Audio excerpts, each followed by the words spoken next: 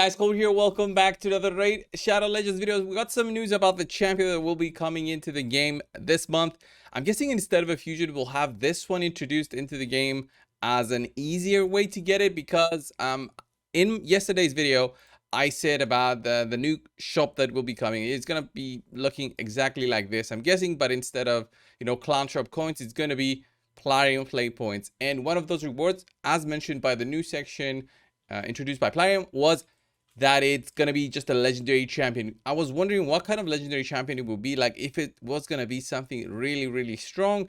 And they've given us the champion's exact skills. All right, before that, I just want to mention we're also gonna have like a 2x coming in for Sylvan Watchers accessories starting on January 5th, and on Monday we're gonna have a 2x on speed sets from Dragon's Lair, which is kind of cool. I'm wondering why they didn't do a 3x, but anyway, maybe that thing was just a special day.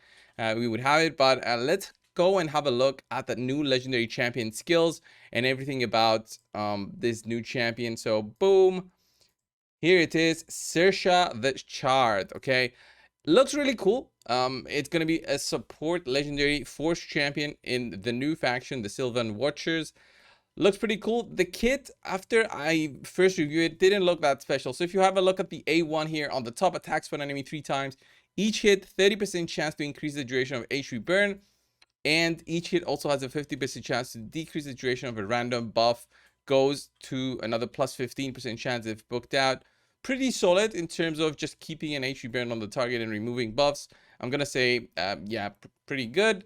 It's not a random enemy, so it's gonna be single target. It can't really be useful for the Hydra, but other than that, it's okay. Having a look at the A2, forest fire attacks all enemies, HP burn for 2 turns, 4 turn cooldown. That's pretty long even for the Hydra. If you're gonna think about it, very good for the spider and other PvE areas. And then blazing panic is the A3, attacks all enemies, decrease the termitors by 15%, decrease by an additional 15% if you have an HP burn on them. So 30% on a 4-turn cooldown if you've got the HP burns on. So you do the A2 and then the A3. Really solid so far, but remember, this is a legendary champion, and we have other champions in the game that do very similar things. So boom, if I go back into the game and I show you this not so brand new champion and not so legendary, so very easy to book out, but you just have to get lucky to get him. Mordecai, look at that. HP burn debuff on everybody, plus an increased attack buff, which is insane, on a 4-turn cooldown, exactly like the legendary champion that they'll be introducing. A2 skill, 15% decrease of termitor, plus the fill of termitor by 15%. So it's almost exactly the same, but this is on a 3-turn cooldown, and this also needs to be booked, but we all know that epic books are much easier to get. And the A1 also has an additional decreased termitor manipulation, plus this goes higher if the target's under an HP burn. So he doesn't extend himself the HP burns, but still very good. And this is a place of an HP burn compared to the Sersha champion, this one, which is an attack. So an attack is much different, because if you place an HP burn, you don't have the chance to be a weak hit. All right, so it means that Sersha right here will have issues against spirit enemies, because this will be an attack first and then the HP burn. While Mordecai, which I've just went over, doesn't really care about the affinity. And then finally, the passive, it's what makes it so great and different. Boom, let me move myself a little bit. And here it is, stoked passive. Whenever this champion is attacked by an enemy under an HP burn debuff, heals this champion by 25% of the damage received.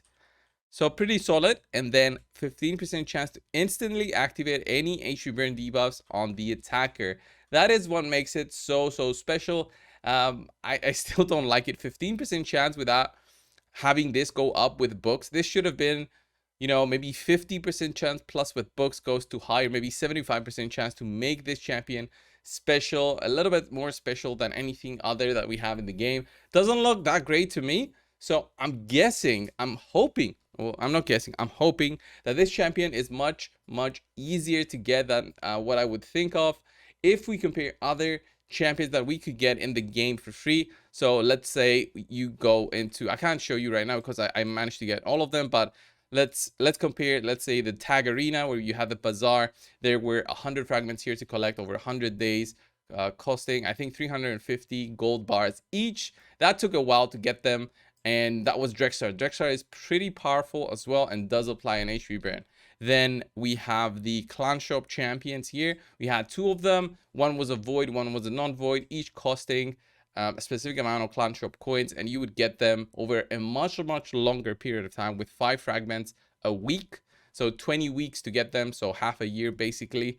And that is actually a pretty long time to get a champion. So with the platinum play points, I'm expecting around the same time for free to play players doing their events, doing their tournaments to get this champion. And you know, spending players, because they did mention that when you buy packs you'll get those points. Spending players will be able to get it much quicker, although is it worth it? I don't think so. Is it worth it over other things? I don't know. I need to see the shop with my own eyes to actually give you my opinion. Overall, I'm just waiting for more news by the company. That would be nice. And just to see the shop in action, plus the Titan events, plus those new chests. All of them will come together once we actually get our hands on. For now, it's just they give us some teaser news for us to give to you. It doesn't really do much other than just, you know, hype it up a little bit or disappoint us a little bit more, since we don't have the full information. I would rather get the full information, access to it through the test server immediately, and then show it to you guys instead of just day by day giving something, getting more and more stuff. Anyway, this was the video. Thanks a lot for watching. Subscribe, and I'll see you in the next one. See ya.